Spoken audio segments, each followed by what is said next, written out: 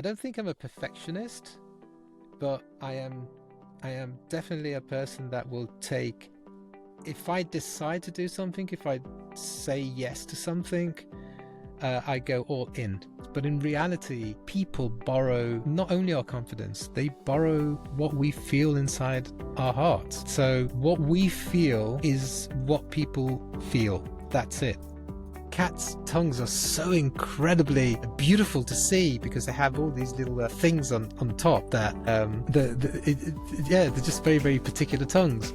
That's the part that I love the most. It's the part that makes me the happiest. It's the moment that I see that they are the happiest. They are celebrating a moment that's never going to come back. And at the same time, each one of those moments that we have together is a celebration of the now. That's it.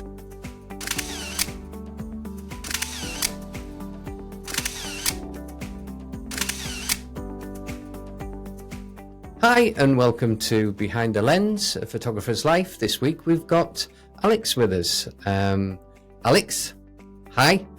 Hello Andrew. How's it going? Really, really happy and feel privileged to be here today. Cool. So can you tell everyone in the world, where are you? Because we've had people from all over the world so far. So where are you? Where's your studio? What's it called?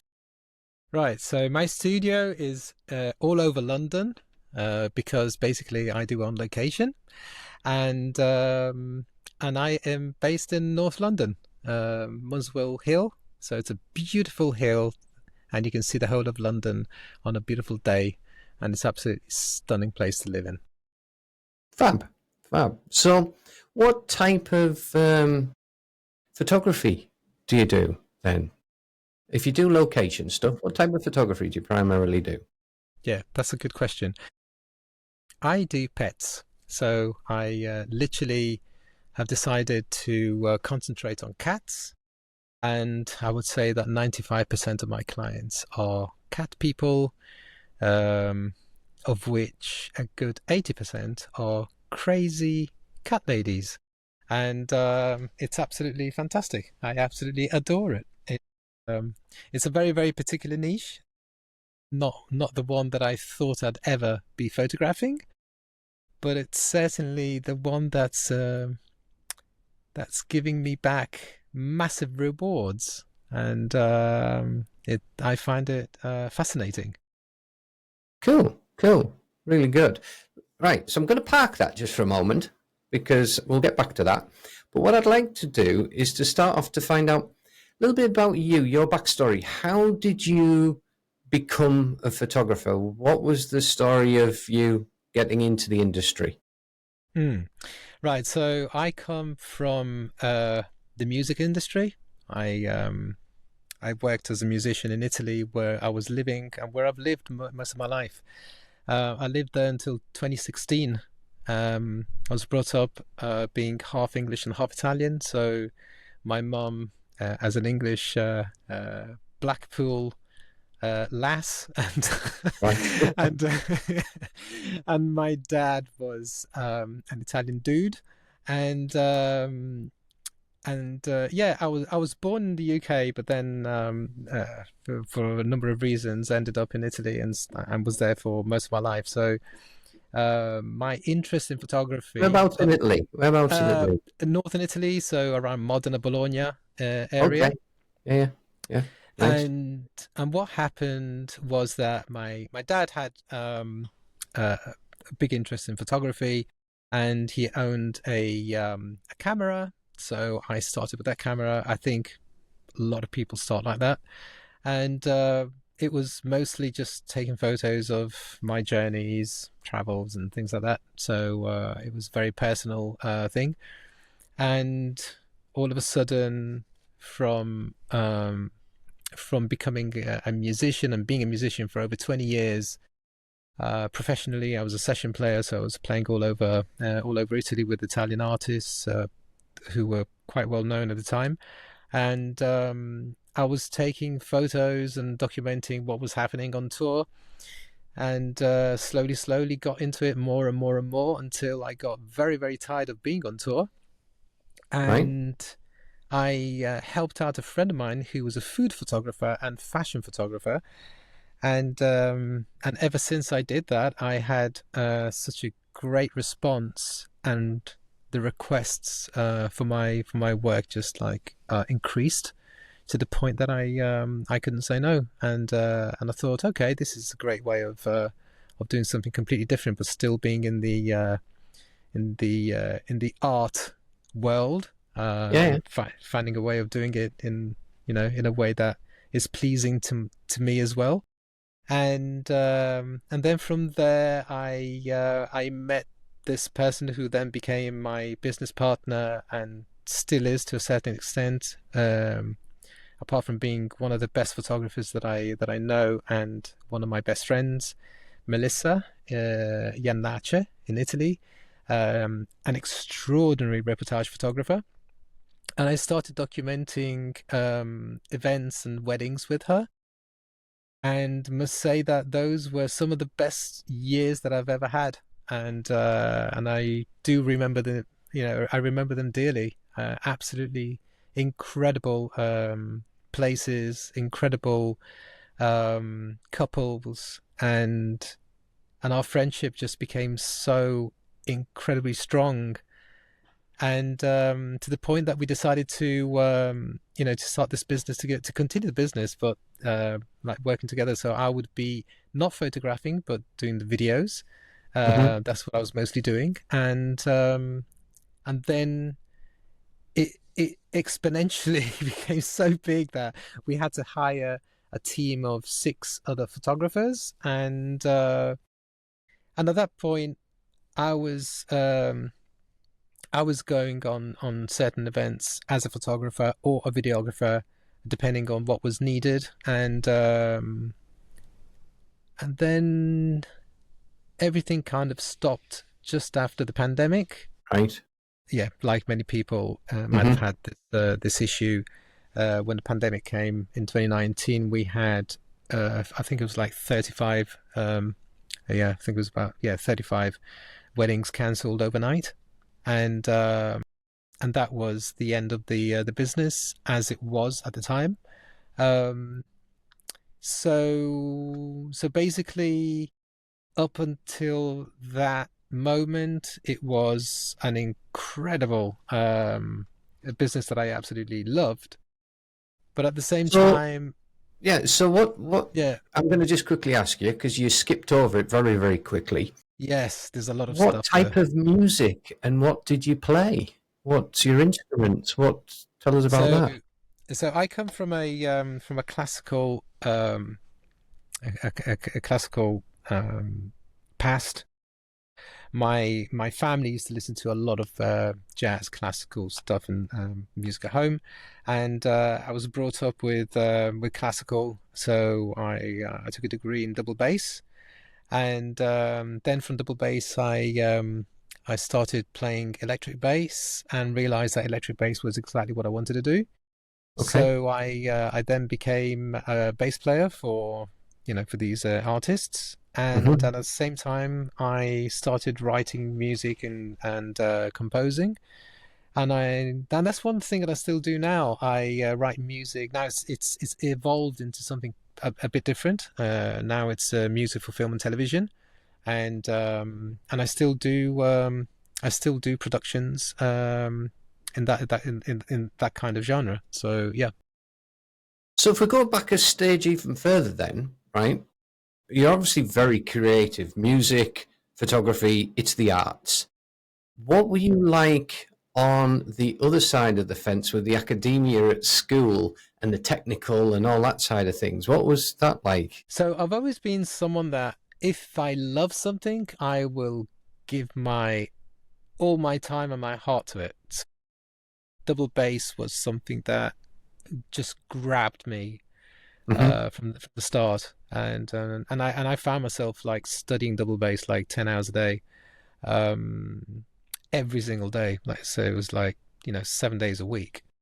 So very quickly, I was actually skipping years. So I did Well, like you the would be at first. that amount of hours of practice because Yeah, it was it's it was it's the pretty hours you put in crazy. with music, isn't it? With anything, it's the Yeah, hours you put in.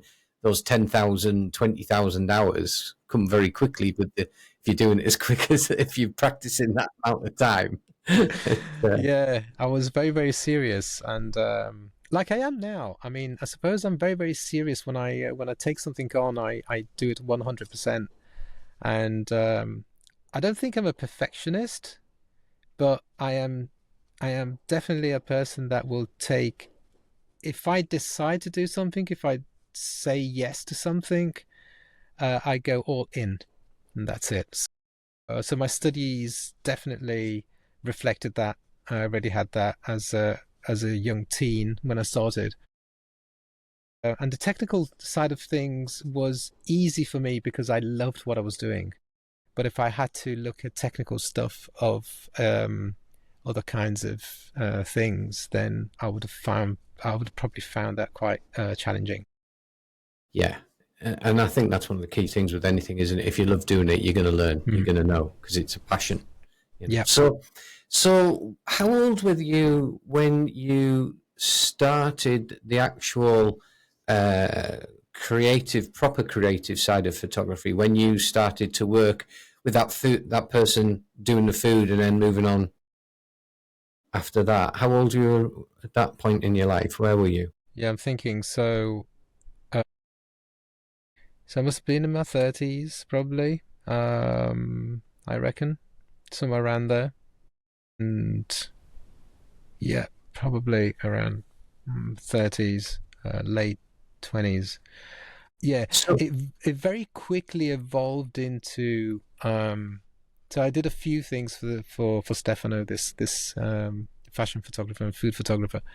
But all of a sudden, things evolved very, very quickly on the in the events world. So right. meeting with Melissa was a very, very, very big moment for me because I fell in love with hair photography, and like immediately I just thought, you know, wow, she's just got this wow factor that I adore, and the fact that you could be in that place without having been there is that thing that I found fascinating in hair photography. It just made me feel that I had been to each one of those places, each one of those weddings or events, meeting people just by looking at her photos. So joining her and obviously getting involved in doing events, weddings, etc. Um, you've got you mentioned doing the videography as well as doing the photography. Which do you think you preferred to do? So at the time, definitely it was video. I don't think the photography was as big in my life as it is now. At the time, Why is that photography. then? Why the Mm, video? I think because nobody was doing videos at the time. Nobody was doing them like I started doing them. So, well, not where we were living anyway. You know, people were still going around with these, you know, big clunky, you know, full HD, massive cameras that looked like, you know, you were on a film set. And the last thing you ever want to do when you're documenting something, when you're doing reportage, is being in people's way, um, which is still, you know, still today is it's my philosophy is documenting people's lives, but doing it in a way that allows them to be very, very natural and feel like I'm not there. So the whole point um, of me starting with video was that nobody was offering that in that way, and even though the camera that I was using, I can't remember what camera it was, but it was a small camera at the time. It was a Canon. It didn't have incredible video capabilities, way inferior compared to the ones that people were using. Um, it allowed people to feel free in movement, in enjoyment, in just giving that freedom of not, you know, being under the Yeah, I limelight suppose. continuously, Yeah, and when I think you see it on telly, don't you? Sorry, when yeah, people yeah, suddenly see a big film or TV camera, they yeah, go, and Yeah, they you're not they're like, freeze, they oh, feel, yeah, yeah, you're taking away that moment, and that unexpected moment is the moment that makes the, makes the difference, and it's what we're really after. And being able to film that in that way was one of the things that made the difference, because, as I said, not many people were doing that when I started. So I think people started appreciating the results of those videos because they were very emotional. They were very emotional videos. They weren't technical at all. There was no lighting. There was no nothing. It was just about, the raw feeling of being there. So by doing, by doing this videography, I was allowing them to enter this portal at some point, and be have this passage that take them back to that moment with those yeah, raw feelings that they were feeling. yeah. Relive it properly. Mm. Yeah, Yeah. without any obstructions in the way, as it were. So the photography then came from that. Which did you find the most challenging? Did you find the photography in itself more challenging than the videography? Not really. It's just different. I've never found videography or photography challenging at all.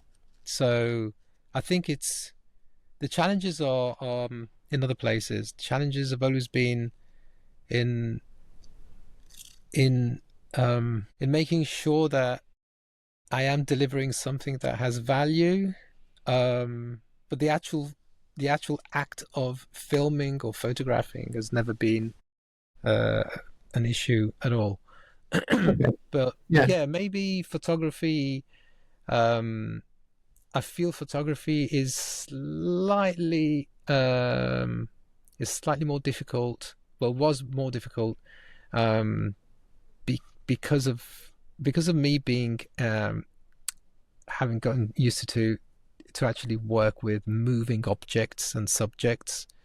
The fact that people were still, and a photograph is a document of that stillness in time, um, of that movement in time, or whatever it is. Um, but it's a still moment. Well, it's a still image. Is It was a bit weird when I started doing photography on a professional level. So I had to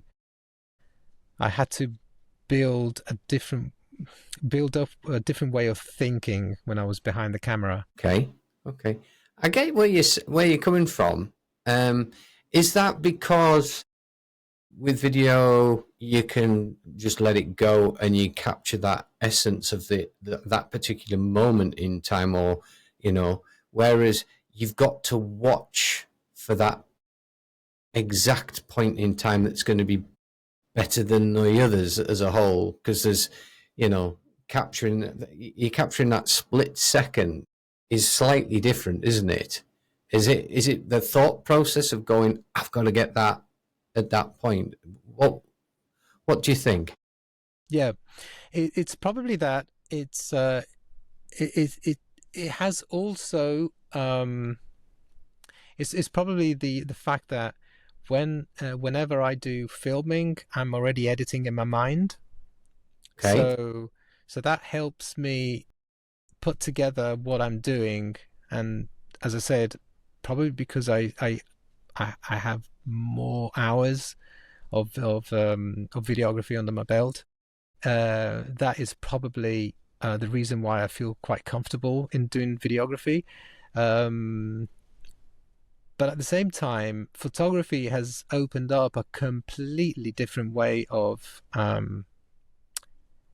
a different perception of reality. So, and that's what I find incredibly fascinating, and that's why I definitely feel more of a photographer now rather than a videographer, because I've spent more time now, especially with pets, especially with cats. I've learned so much from cats. It's just unbelievable. And and photography is honestly an incredible medium in that sense. Is it's literally the most effective one that we could use to to create that moment and freeze that moment in time and freeze that emotion that and in order to celebrate that moment. Yeah. So, what brought you to the UK? At what time in your life did you come to the UK from Italy? What was the transition period and why? um I decided to come to the UK after feeling that I had lived long enough in Italy to justify a change in my life that was needed. I reckon quite a number of years before, but I had never had the courage to take that action. And I thought to myself, okay, this is the moment. I have to do it because if I don't do it now, I was like 46. I was 46 when I did. Uh, that's 2016. And I thought to myself, something I have to change something in my life. I was coming out from a relationship that had been quite long, like 14 years, and I felt like I've lived quite a long time in Italy, and I've loved every single moment of it, and I wouldn't do anything different. Um, but now I feel like I want to spend some time with the English side of my family, which I hadn't been able to really spend time with consistently over the years. So that's what I did. And then my mum decided to come and live in the UK, come back to the UK. And now she's half an hour away from me, which is great. And when I came over, then I got married to this wonderful Swede, and I have a daughter. And yeah, so it's definitely the best decision I ever made. So, when did the studio, as it were now, come about? Was that pretty much straight away? Did you say, right, I'm here in the UK, I've got to have a business and run? Was that straight away? So when I came over, I definitely decided that I wouldn't be working in the music industry. So that was one thing. So when I came over, I knew what I didn't want to do, but I didn't know what I wanted to do, and I just started. I just started getting contacts as a photographer, and I can't remember what website was. I was getting work from this website, Bitvine. It was at the time. It's like a really weird website. So people would bid for a job, and but it got me into the cycle of actually doing work and being a photographer the way that I thought that I wanted to do. Right. And I was doing a lot of events, especially in London. There's so much stuff happening. It was very, very easy to find to find jobs. So because there's so much happening, there's so many, Yeah, there's yeah. so many big events, small events, from birthdays to corporate events. So as long as you get into get into the good word of mouth. Yeah. There's work Yeah, out there. Yeah. and yeah, so it kind of works quite well. And I did that for a few years, and then I started then I started documenting. This is where the the transition to being a pet photographer starts. Right. I started documenting the life of my mum with her Australian Shepherd. So Wendy, the Australian Shepherd, was diagnosed with cancer, and she had 6 months left. And she'd been this incredible dog that even when I was on tour in Italy, she used to follow me around on tour, and she'd just be in some of the concerts she would be on stage. So she had this incredible character of never wanted to leave my side, and I decided to also with my mum, and I decided to document their life, their last 6 months together. Right. And when I did that, um, I realized how much in the years after Wendy died, how much those photographs had given strength to my mum. And that's when I decided that I wanted to do that for every single person. And I started doing pet photography. That's the exact moment where when I decided, okay, this is my call. This is exactly what's going to get me out of bed in the morning. So it was the emotional side of it that you clicked with. Totally. I saw what it meant for my mum and for myself. I mean, it really created this very, very strong connection and bond between me, my mum, and Wendy. And when Wendy died, what was left was a stronger relationship between me and my mum. So it was incredibly powerful. And I thought to myself, this is what I want people to feel. You know, I want people to feel that even though their pets mightn't be with them for all their life, they're never going to be alone. Yeah, an intrinsic part of that part of your life story, isn't it? So, yeah. So, when was that then? What year would that be around about, Alex? So that was across a few well, it was 6 months between 2015, 2014, 2015, around those years. Right, right. So So, when I came to the UK in 2016, mhm, and I started working as an event photographer, was mainly because I had no idea that you could actually be a pet photographer. So okay, that was the thing. I didn't yeah, know yeah, you could be that. But then um, I decided, because I saw how much in 2016 and 2017, with the years where I was still working with my business partner in Italy, up to 2019, I really didn't do much pet photography, even though I was already doing some in to a certain extent, but not with that depth um, that I have now. You know, not with that vision that I have now, and that came after because I saw my mum have that. You know, um, Em- yeah, emotional contact and yes, connection. Yeah. exactly, yeah. So, going from the events to becoming, because you obviously did family and pets and things like that. When did that transition away from the events to more that the style that you do now? What can you remember suddenly going, I'll just go more down that route of the family and the pets?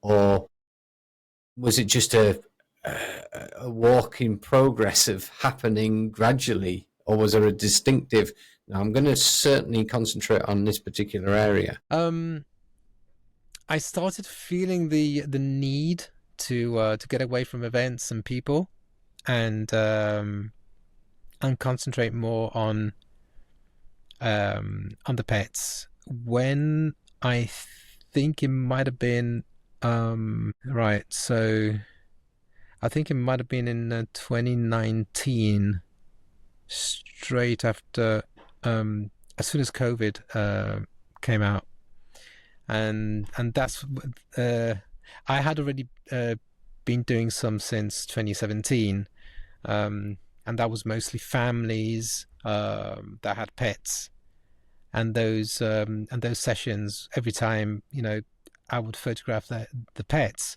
I felt like that was, oh, I'm really enjoying this, rather than the family itself.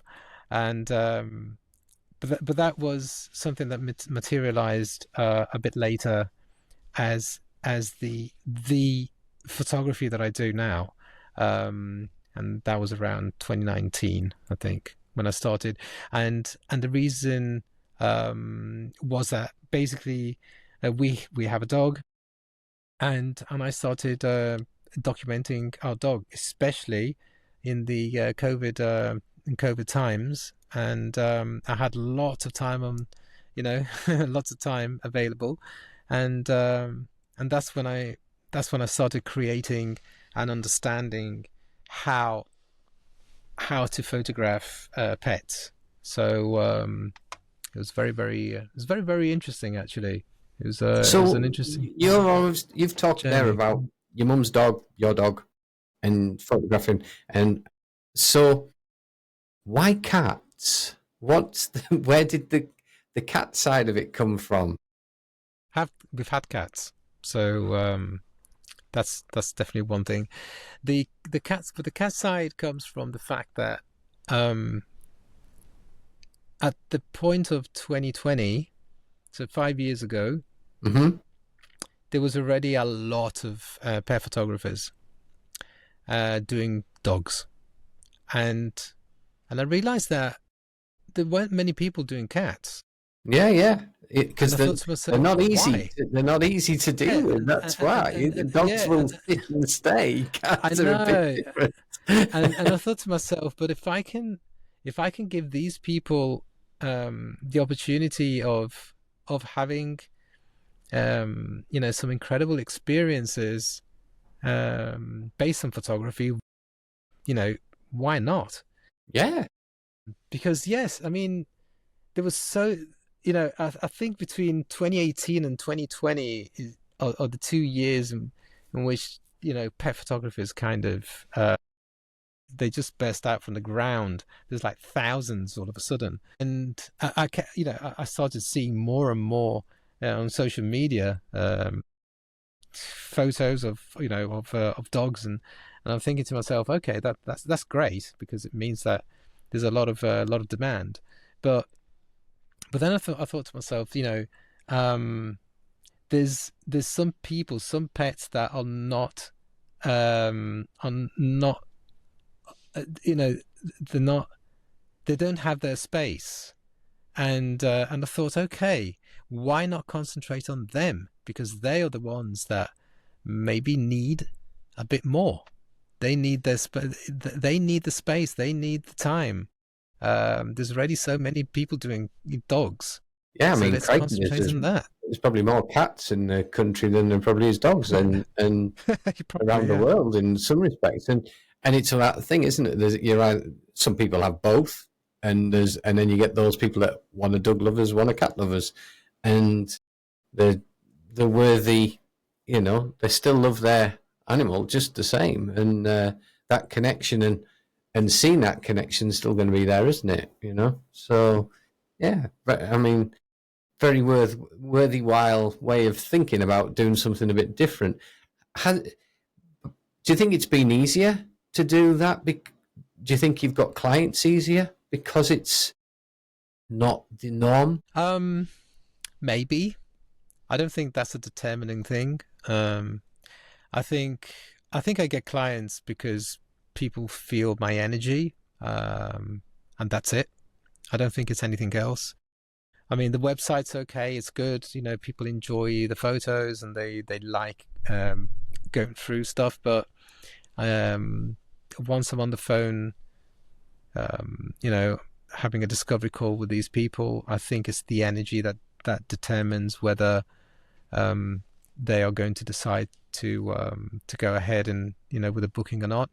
Um, the fact that there's barely any cat photographers around, yes, that's probably one of the things, but I think it's probably a few more things. It's a few things together. So it's that it's the energy that I give out. It's the enthusiasm, because I can't wait to photograph cats. I mean that's the reality. I love dogs, absolutely adore them, and I love doing photographing dogs as well. I did twin doodles just over a week ago in Hampstead Heath, and that was absolutely incredible experience. It was lovely. But yeah, these cats, they're just like they're so there is so much unexpected stuff that happens, which is exactly where I come from. The reportage, the documenting stuff that you don't expect, the stuff that you can't plan, that you can't control, and that's where I thrive. That is where I find uh, the the best sense and feeling of comfort is Well, when I. you're certainly gonna get that with cats because they're Yes, very, yes, yeah. totally. But, so when you say you do things on location, cats on location, is that it's got to be inside people's homes? You can't be outside with them, surely, or are you? What do you, No, you know, no, 'cause, we can do up a I, tree or down in a yeah, bush no, somewhere? I have. I've done up the tree. I've done in a park. I've done in gardens. I've done all kinds of like industrial estates. I've done stuff outdoors, and it does happen. As long as the cat is kept safely on a leash. You know, with today's technology, taking out a leash from a photo or a harness is quite easy, so don't have to worry too much about that. Um, but yeah, I mean, I do on location because of the kind of photography that it is. So cats I know are more comfortable when they're in their own home. Yeah, yeah, So the idea of doing this comes from there. And I thought to myself, well, I don't have a studio. First of all, I don't have a studio. I've never had a studio, and even though I did try to, and I have tried to work in a friend's studio for some, for a few sessions, even that it's because it's too much of a controlled area that you it didn't like it it. does no, it doesn't allow me to express and to push the boundaries. So when I'm in someone's home, I don't know where I'm going. So the house could be anything. Hmm. The furniture could be anything. The mess could be incredible. The style could be absurd. I don't know. Everything is just like it depends on the day, and that's what I seek. That on the Right. day is when I get to their home, when I after I've spoken to them on the phone and I know, what they're truly after, and what they cherish the most of their fair babies, and I get to their home and I see what's happening. I start thinking, okay, now this is exciting because I can't plan anything, and I have to work around the cats, what they're going to do, how they're going to be, what are they going to feel when they see a complete stranger come in their home with loads of gear. Because obviously, because it's an on location session, I do have a backdrop. I had light stands.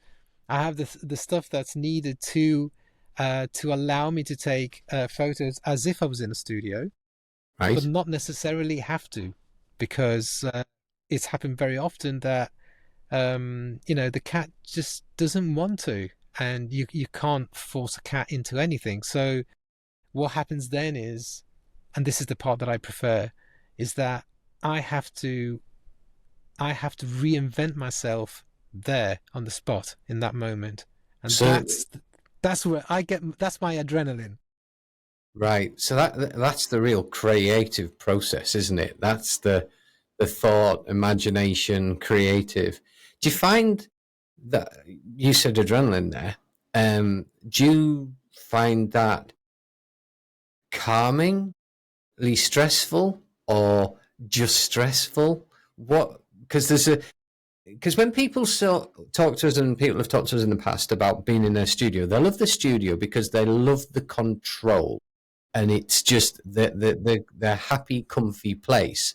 You're Yeah. never in what Nope. they would describe as a happy, comfy place, but it is obviously to you in some way. Why? It is. So, I can't explain how much of a comfort that I feel when there's a cat that doesn't want to know anything about the session. I don't feel stress at all. Right. For me, it's just a cat being a cat. Mm-hmm. So, it, just let's just say I'm taking this specific cat as an example because he was like that. Cosmic. So Cosmic was uh, under the sofa I was sitting on for nearly an hour and a half, and he didn't come out. Neither did his sister. So Cosmic, neither Cosmic nor Sky came out from under the sofa for an hour and a half. Eventually, they did for 6 minutes, and I did everything in 6 minutes, Okay. and it was an amazing session. It's one of the ones that I do remember and still smile on because it was just so absurd. And the So fact that break those 6 minutes down for me then, Alex. What happened in those 6 minutes? so the all right so the owner decided to use catnip, which is okay. That's like, you know, it's not a big, my God, what a discovery. It's just like she thought of the catnip at the right time, and that translated into the cats coming out, rolling in the catnip in this random space in the kitchen. There was no backdrop. I didn't take any of my equipment out apart from the camera, and I decided to use, if we want to get a bit technical here, I decided to use 135mm lens at 1.8, so it would compress so much that you wouldn't be able to see where we were. And those are some of the best portraits I've ever taken of cats, because they are having the best 6 minutes of their lives. And I'm just like, literally, I'm not joking. I'm sitting on the sofa and just taking photos with a camera next to my knee. So I'm taking the photos, but it's like I'm not really considering these cats at all. Eventually, they calmed down slightly towards the end, which was very Mm-hmm. close to them going back under the sofa. So they were like, Cosmic was like licking his paws. He was like cleaning himself, and that made one of the most interesting shots that I've taken. Is I was so close to Cosmic while he was doing this that it was nearly a macro shot of his tongue, and cats' tongues are so incredibly beautiful to see because they have all these little things on top that um yeah, they're just very very particular tongues. They've got little And spikes, haven't they? If I remember right, yeah, they're like like spikes. little, yeah, like tiny little needles.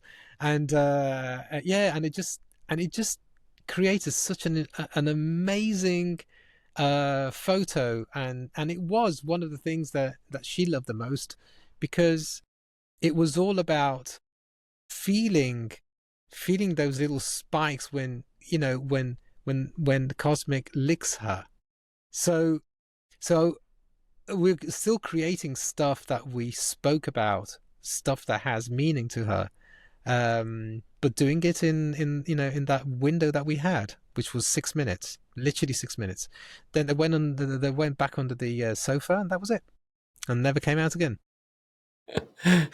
And how But many yeah, cups of coffee did no you have in the stress, meantime? no stress.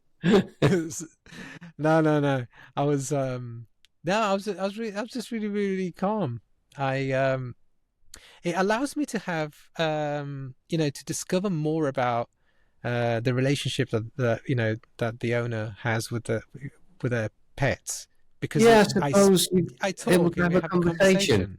Yeah. It's a dialogue. It's an ongoing dialogue, and I think that the fact that inside I I honestly don't feel stressed, so I know the cats feel that. They align their frequencies strongly to how we feel. Cats even more so. Dogs Hmm. do as well, but cats are even more sensitive to that. And it just shows me that if a cat is hiding away in some place, that's fine. It's okay. You Hmm. know. I've had one session out of over 30 that I had last year where a cat never came out. It actually did. It came out for 1 second, and I took one photo. That's all I showed the owner was one photo. And luckily, I had put this reflective piece of acrylic, black acrylic, on the floor, and the cat came out from under the bed, and I took that one photo, and that was the one that she decided to get. But that's fine, you know. Sometimes if they don't come out, it's okay. Hmm. So where do you edit them there? Do you take them away? Do you go back? How do you do the process of location and selling and all that side of things? What's that Right. process like? So my process is usually it's about an hour and a half for the photos. It can slip into 2 hours if the situation is kind of is needed, but it really does depend. I take a little break, which is usually about half an hour. In that half an hour, it's an extra half an hour that I can actually spend with the people, because I used to leave their house and go for a coffee where I could actually work on the computer. I travel around with my laptop and Hmm. import all the photos into Lightroom, make a selection of 30 or 40 of the best photos, and those would be the ones that I show the client. But lately I have literally decided, and this is a proper decision, rather than going out for a coffee somewhere else, I actually don't mind staying in their home, because it allows me to show them my products as well. So I travel around with a treasure box, which is this folio box with portraits inside, and then I have an album, and I have two pieces of wall art, Hmm. two different types. One's matte and the other one's glossy, and then while they're looking at the artwork, and they might be asking me questions of whatever kind. They might be asking me how much it is, or if there's different sizes. While this is happening, I am literally doing the selection of the photos. I've reached a point where I can be very fast in this. Hmm. It usually takes me about 20 minutes to half an hour, and it takes me half an hour if there's a lot of talking in between, which is fine, because it's part of the experience is actually having these conversations and having this dialogue with these people and learning about them. It's an ongoing thing. It starts with the first call, but in reality, i'm doing I'm still we're learning about each other while we go ahead, even during the selection process. And then I have the projector. So I turn a room in their home, and there's a few funny stories here, I can into, imagine. yeah, and I turn whatever room they have available with a white wall. And if they don't have a white wall, I'll turn it into this like little cinema. If they don't have a white wall, then that's not a problem, because I have some backdrops which are quite big. There's a 2 by 3 meter backdrop that I have, and that's usually pretty good to use for the photo reveal, the design consultation I call. And yeah, there's been a few crazy things. And anyway, the moment the session um the session starts going into the sale moment, is that after they've seen the photos, they choose their favorites, and I help them start building their artwork. And when they decide and they're super happy with what they've got, um they put in their order, and 4 weeks later I deliver it to their door. Cool. and you take it back as That's well. So you actually deliver it to them. yeah.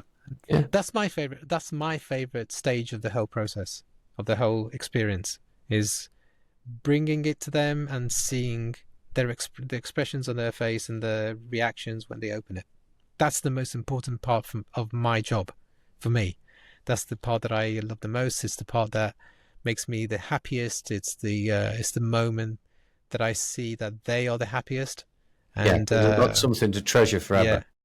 yeah, Yeah. yeah. So that when I see that, I truly I'm truly reminded of the value that our job has. So yeah, There is something intrinsically different, isn't it? When I look at thousands of photographs on a monitor, and no doubt you do as well. But when you actually physically get them back as a piece of wall art and you actually hold it and look at it, there's something very different, isn't there? it's like they come to life. Yeah. It's like a let's say it's like a digital photo and you stick a heart in it. Yeah. That's a You good way of putting it. Yeah.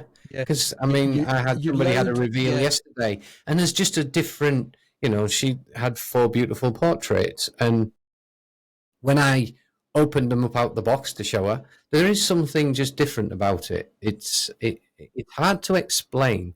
When you see it, I go, yeah, it just looks nice. It looks lovely. There's something totally different than having something on a screen or on a phone. It's so different. Yeah, it's so you love that part, which is quite interesting, really. So, you know, but what was interesting there is there's no reason that you do have to go out and sit in a van and do these things anymore, is there? Do you think that's evolved with time? Are people more accepting of these things, or do you think that's a mindset from you? doing what? The editing, rather than going out for that drink and Right. going for Okay. that Okay. Sorry. coffee. Sorry. You Yeah. were talking there when you suddenly said you No. used No. to go to the point Yeah. of Yeah. editing, and people would Yeah. sit, I suppose, Yeah. in a car or in a van. Is it people changed or? Do you know? I think it's me. There's a good friend, a good friend of ours, right? That says that client in our case, like this is like clients borrow our confidence, but in reality, people borrow um not only our confidence, they borrow what we feel inside our hearts. So what we feel is what people feel. That's it. So I can put a mask on and try and be someone different, but in reality, if I'm very angry with you, you're going to feel that anger. And in the same way, I realized that when I was spending more time with them, first of all, I felt more comfortable in selling. So allowing them to feel free to to buy really what they want, Uh-huh. not what I thought they would go for, or what my expectations might have been. And ever since that, I've realized my average sale has gone up, which is very interesting. Do you think it's a And I transfer of energy then? We're talking a lot yes, about absolutely, transfers of energy, aren't we, between absolutely. human beings and the way we act with each other. And the creative process is not just that reaction and that energy transfer between you and the cats. It's the whole circle, isn't it, of the way you are with the client, the way you are with the cat. It's more of a personality energy thing than even photography, isn't it? Yeah, I don't. To be completely honest, I don't think the photography ever comes into it apart from, oh my God, this is such a beautiful photograph. But in reality, I'm never thinking about that ever. when I've got a camera in my hand, I'm never thinking, oh, this is going to be a fantastic photograph. I never think of that. I never think of it in those terms. So when I'm talking to him, when I'm having these conversations while I'm doing the selections, and I mean, many people don't have conversations. They simply get back to their own things. Yeah. It's not. I'm just saying.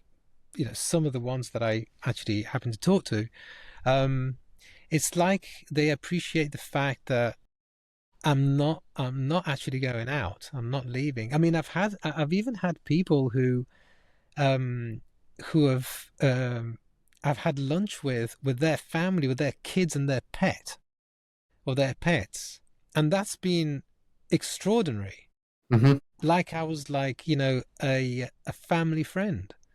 And I think the fact that um they feel they can trust me, they feel that they're in a safe place with me being in their house, um that I truly genuinely care about who they are and what they feel rather than what I want to sell Yeah, you're taking an is, interest in them, isn't it? And yeah, I mean, it's genuine. I honestly love people. I love, and the thing is that I not only love people, I actually have faith in people, which is something that is missing a quite lot in this rare. world at the moment. Yes, it is. So I really make a point of wanting to make that happen when I'm working with people, because they're allowing me in their homes. So Yeah, there's the a least is that I actually make sure that they feel safe and that they're really having the most extraordinary and happy experience that they can have, and that I'm I'm I'm I'm treating them like they were my family, with that kind of respect and that kind of love, even though it's not, even though it's not my family, and as a result of that, I've been getting better sales, but to be completely honest, it's not it's not a decision that comes from that. That's the natural consequence of yeah, um yeah, being that special human in that moment for those specific special people that are in front of me. yeah. There's a there's a certain element of being real. I think that, and I can look at it slightly different to you, Alex, because I can look at it from a historical point of view of photography in a studio, because my family studio is goes back over 150 years, and it was very businesslike. It was, you know, my uncle, when he was working in the studio, they were in shirts and ties and suits, and it was, you came into the studio. It was a very, it wasn't friendly family, although they were doing family photography. Everybody, it was a formal business. It was like no difference to walking into a bank, the traditional bank manager that that they used to be, with the suit and everything. um and slowly it's just evolved. And I suddenly, when I came about and took over, um I was like, "No, I'm not wearing a suit. I'm getting away from that as much as I possibly can." And it became, smart casual, to now it's just me in what I would do and wear. Do you get dressed up when you go to somebody's house, or is it just you? Do you just go there, or do you think, "Oh, I've got to be a certain way"? What do you feel on that? Well, I think I'm just me.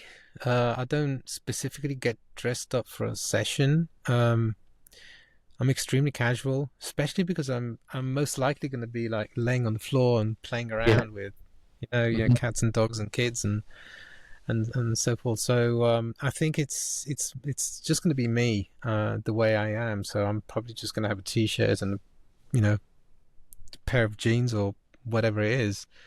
Um, the only time that I actually do get dressed up is if I'm having an outdoor session and there's specific kind of things that I have to have. Um, to have treats on me, because if it's an outdoor one, it's most likely going to be dogs and stuff like that. But Right. Yeah. apart Yeah. from that, So it's yeah, I tool of mean, the, that's that's more of a tool of the trade then, isn't it, really? yeah, exactly, Yeah. yeah. But I wouldn't say that I get dressed up like Yeah. And I different mean, equally from who I so, am. if you are a person that wears a three-piece suit and has a particular style, but if that's you That would be it. constantly, there's Yeah. nothing wrong with that, you know. Nope. But I just think if you walked into a supermarket and suddenly bumped into a client that and you are totally different in style and everything from when you are there, you're not really, you've not been really you. And I think that's the way I look at it these days. For me, it's, you want to be your true self. And I think that's the relatable thing, isn't it? And I think that's what you're doing, really, isn't it? Yeah. I think the fact that um people can identify themselves and feel comfortable, they feel comfortable with who I am, because they know that they can be who they are Mm-hmm. in the same way that I am who I am. So um and I'm sure that if I was really comfortable in going around with a three-piece suit, they would feel absolutely fine with Yeah, me yeah, yeah, wearing a three-piece definitely. suit and not feeling that they need to go upstairs and get changed. Yeah, because um it's it's that yeah, it's coming authenticity. from the inside, it's not from the Yeah, outside. yeah, Yeah, yeah. that's just a prolongment of that thing that we have inside ourselves. So It and I suppose it goes back to that relaxed atmosphere that makes a difference then. And I think um, that's obviously where you've got to definitely get to when you're dealing with animals a lot more than people, because people you can direct differently, can't you? Whereas animals, they do pick up on those little nuances of personality and things differently in a way, isn't there? There's that yeah, sixth sense with animals. yeah, Do you think that makes a difference?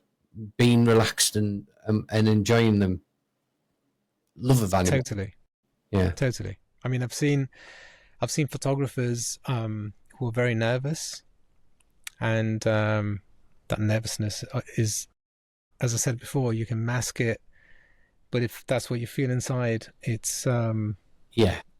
it can jeopardize the whole session. It can jeopardize everything. So um, there have been times that I've gone on a session, because life is life, and Yeah. You're not going to gel with everybody ever. It's shit impossible. happens, right? So Yeah.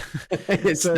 so in your personal life, you might be having whatever challenge. You might have someone close to you that's got an illness, and you're dead worried about them, and you have to go on a session, because obviously you can't stop work, you can't stop your life for that.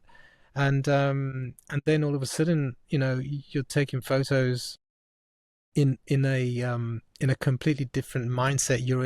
You're away from where you are. But in reality, if you and this has happened to me, not it doesn't happen often, maybe once or twice, but those times it's happened, and this is thanks to this specific genre of photography as well, is that animals are in the moment. It's just that moment. There's no consciousness of them, deciding what they're going to do in the next 4 hours, or what they're going to do, tomorrow, or plan the next week. So the now is the only moment they have. Yeah. So what I do, in the same way, the people around us borrow our how we feel.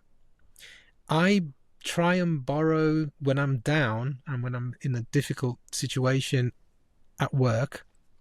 I'll try and borrow usually that calmness that comes from the pets. It's like there's like an understanding, and this is where I think this job, specifically pets, is so special. There's like an understanding on a different level, on a different frequency. you can't see this. It's something you feel, and you feel that I've had a cat come over to me and give me a bump on my leg, which is just like a little head bump, like it's saying it's fine, it's going to be okay. Let's just have a good time now. And Yeah. that's really, really powerful. That's really powerful because I remember when it happened that one time. I think it might have happened twice in all these sessions, but that one time that I remember it happening, I really got emotional because it was so unexpected. And not only that turned into a very particular session because the cat itself, um, I had been told that cat, they had three cats, and this cat specifically, um, wouldn't have been in the session because he was a very, very frightened cat. Right. So you Yeah. see how powerful that is. That means that um, if you genuinely feel, um, you know, there's a reason for you to be there, which there is, if that's your Thing. calling and, Yeah. and that's your mission, then even the cat will pick up on that and give back to you what you're missing in that moment.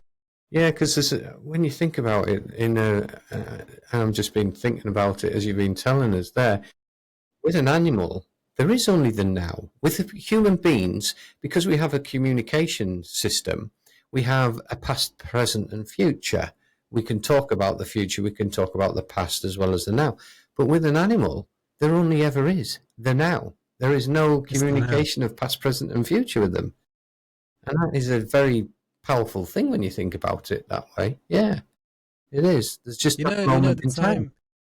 You know the time I go out and throw, I don't know, throw the rubbish out.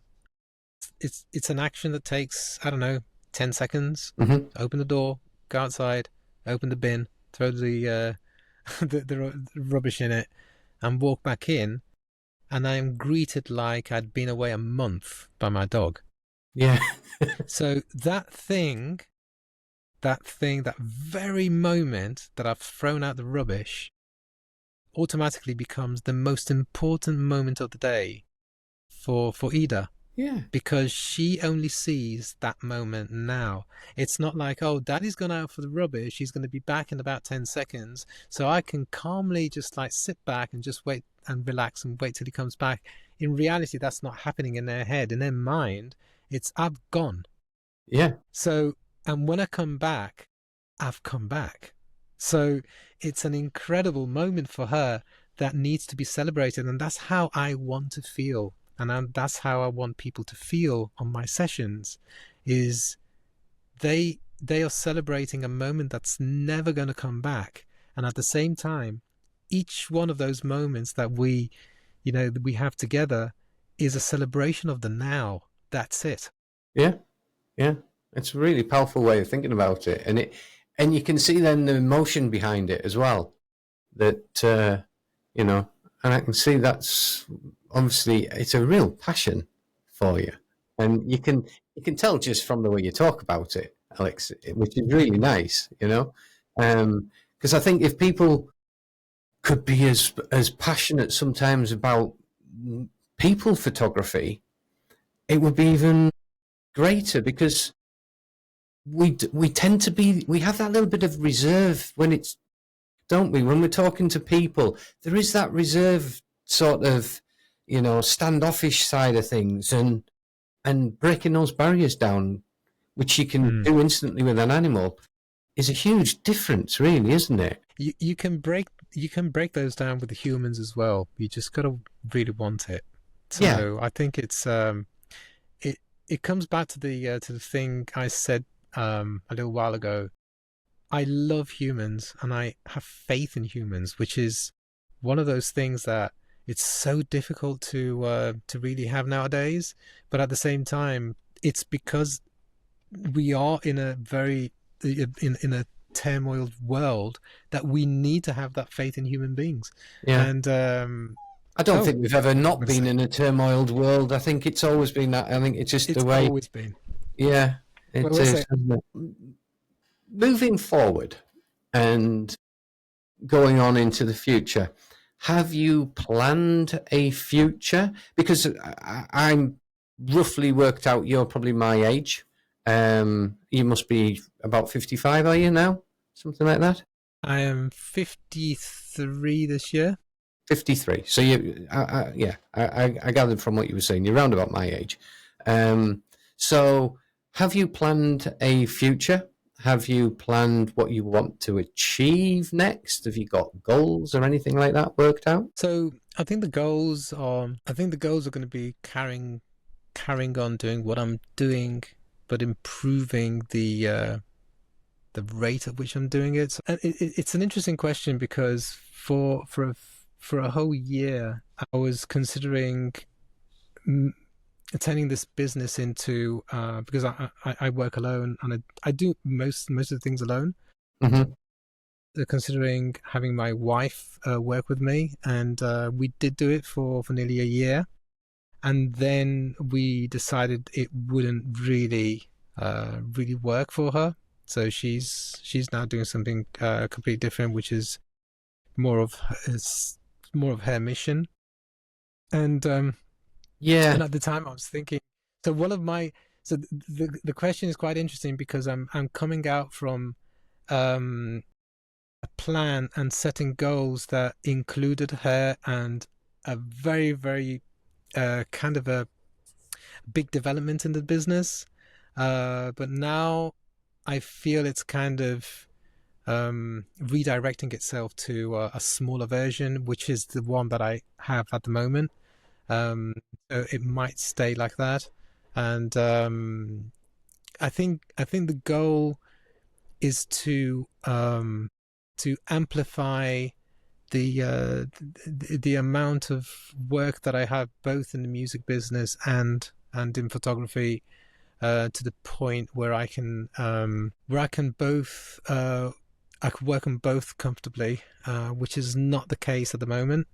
Um, So does that involve so dropping one or increasing yeah, the other? so yeah, exactly. So the reason why I say that is because when I work on, like, for instance, if I'm working on a soundtrack for something if, for a film, um, that takes a lot of time, and when I'm away from being the pet photographer that I am, it means that I have to not start from scratch, but nearly, and I can't do both of them together.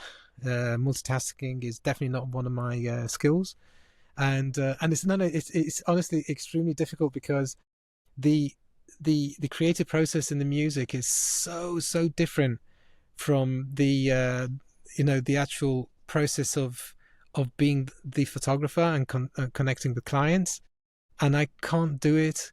I can't start phoning clients after working 7 or 8 hours on the music, say for a film or for a documentary. It's next to impossible. Um, It's a different mindset, isn't it?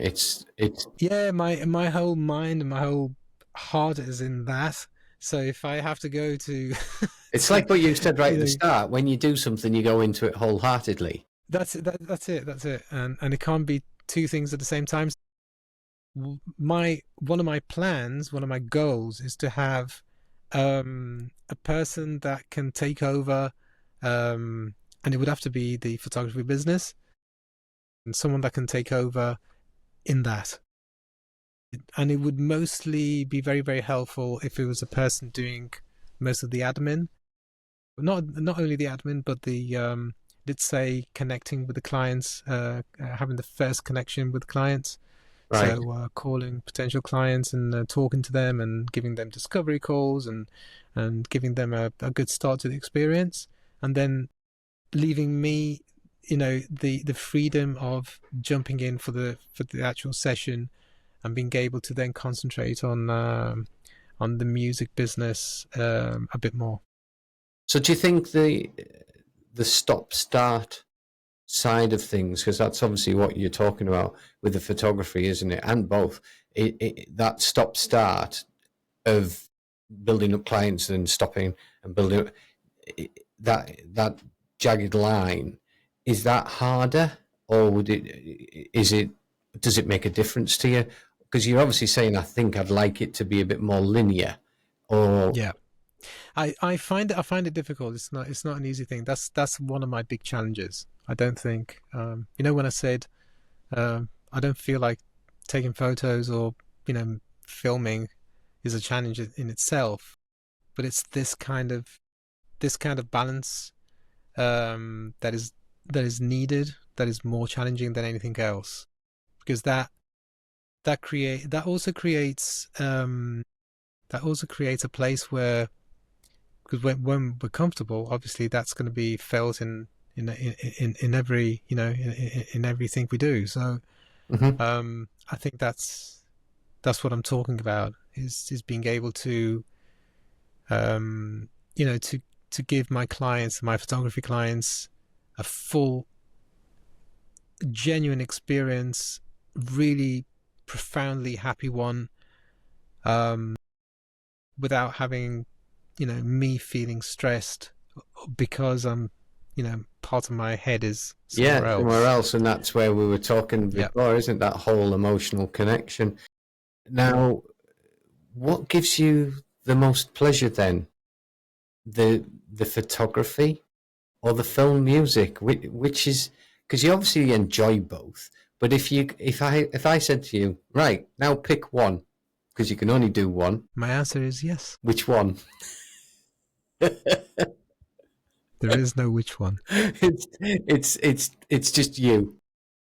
Do you know, I've often thought that I don't need photography, and I don't need filming, and I don't need music. No, I don't think it's that.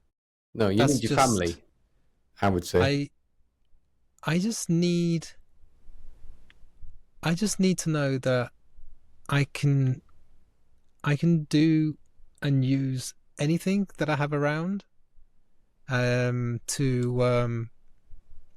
tell a story. That's what I need to know. So it doesn't have to be. It could be. It's funny because when I write songs, it's the song I'm writing.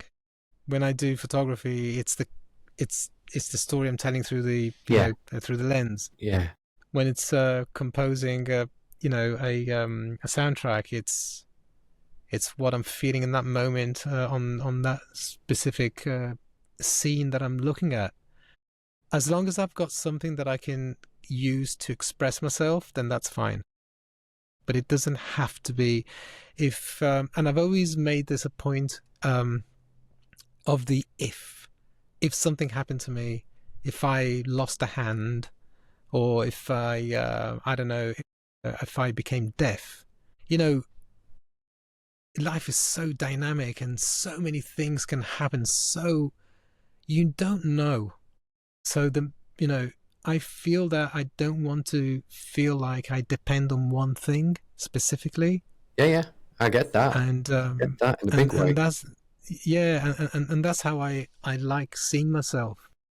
So it's fine, because I know that I have some good skills in those, in photography, in filming, in doing music, and that's great. But that definitely I think doesn't what you're define saying more than what I anything, am. I think what you're saying, and I think what resonates, what I'm hearing, is it's the passion of what you're doing Mm.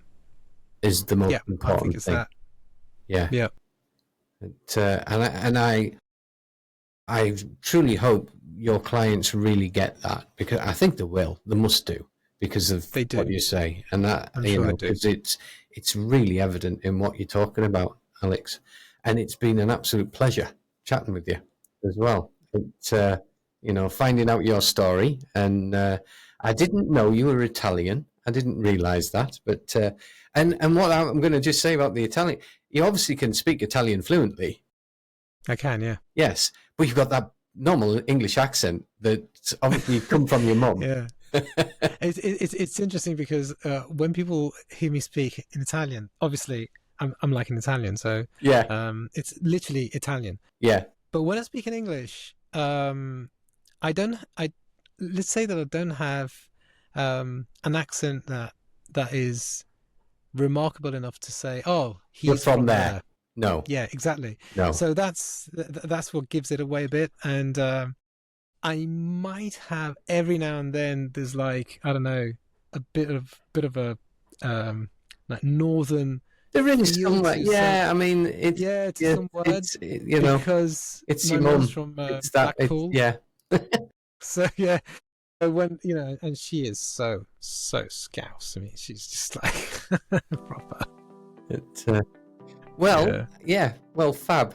So all I'm going to say again is thank you very much for joining me. It's been a pleasure chatting to you, it's and been you're lovely. the first person that I've talked to that really has a true passion for the pet side of things, and I think that's really commendable, because I think what you're doing is certainly making a difference for a lot of people. So thanks very much, Alex. If you've enjoyed today's episode, if you could just do me one favour, and that would be to like and subscribe, and I'll do my best to make sure Behind the Lens finds the best professional photographers from all over the world so we can enjoy their life stories.